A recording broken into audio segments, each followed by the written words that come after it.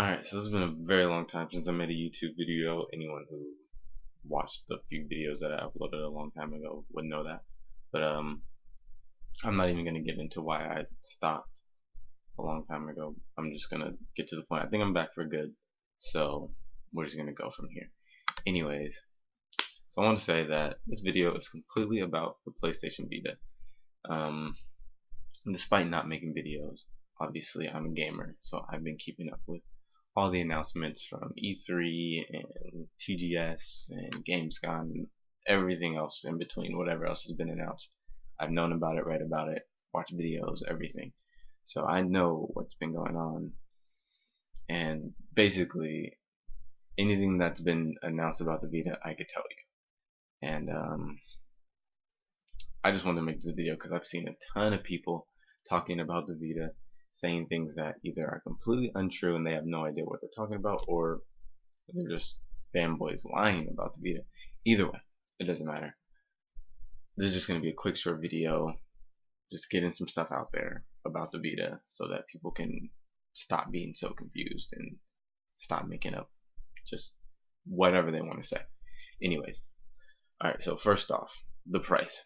The Vita costs $250 for the Wi-Fi only, $300 for the Wi-Fi and 3G. The price is not going to be cut anytime soon. Don't think just because the 3DS got the $80 price cut, for whatever reasons, we're not going to go into that. But whatever the reasons were, don't start thinking, no, Sony's going to drop the price too, because they're not going to sell. Whether the Vita sells or not, it's going to cost $250 and $300. Why? Because of the pricing and the way that Sony goes about selling their consoles. The same way Microsoft sells their consoles, Sony sells their consoles at a loss, at least at the beginning of their life. The systems and handhelds are sold at a loss. They make back the money on software. That's the system they use, and eventually the price to manufacture goes down and they can start profiting off the hardware. So unlike the 3DS, which was profiting at the $250 price point, Sony's not profiting at the $250 price point. They're still losing at least $50 on every Vita sold. So don't expect a price drop anytime soon, whether the sales skyrocket through the roof or whether it completely slumps worse than the 3DS did. It's the $250 and $300. That is the price for at least the first year. At least the first year. So no, we won't see a 5-month price drop on the Vita. I'm willing to bet on that. Anyways, that's all I'm saying. Don't hold your breath if you're waiting for a price drop announcement for the Vita. You'll be dead. Anyways, moving on. Launch titles. So the US launch titles haven't been announced. Japan's launch titles, obviously, anyone who knows, they have been December 17th. It's going to release in Japan. Vita. 26 games are going to be their launch. Obviously, we don't know which of those games are going to be coming to the States.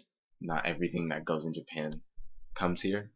So we might get half of them, we might get none of them. But 3 games I can tell you that will be coming to the United States. Ultimate Marvel vs. Capcom, Gravity Rush, Gravity Days, whatever it's going to be called. But the big one for me, Uncharted Golden Abyss, will be here, launch day. I've already got mine pre-ordered, paid off, everything. That's going to be system seller right there. Uncharted Golden Abyss, hands down, going to be the best game on Vita.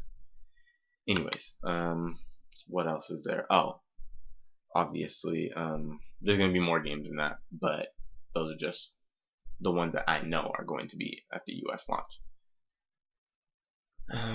The next thing I keep hearing people talk about is expensive memory cards. Okay, I'm going to come out and say the memory cards are probably going to be expensive. We don't know the US pricing. You can't convert the Japan price to US dollars and say that's how much it's going to cost, because if you convert the two, how much the Vita costs in Japan to the US, it's like $320 or something like that, and it's obviously not the same.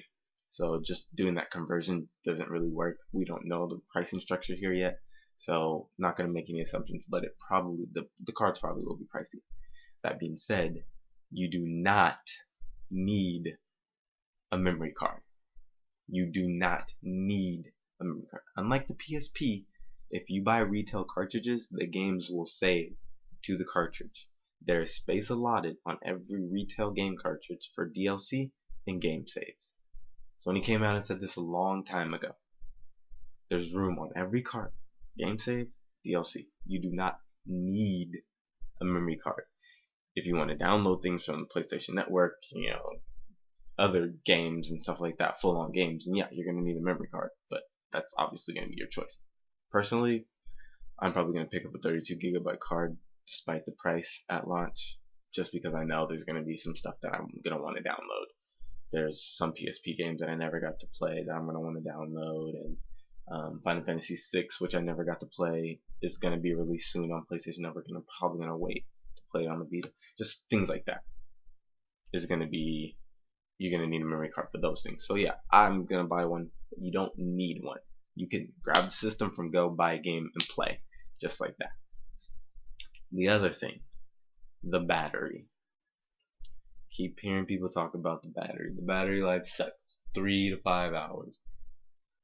It's the same battery life as the 3DS, and the Vita does a lot more.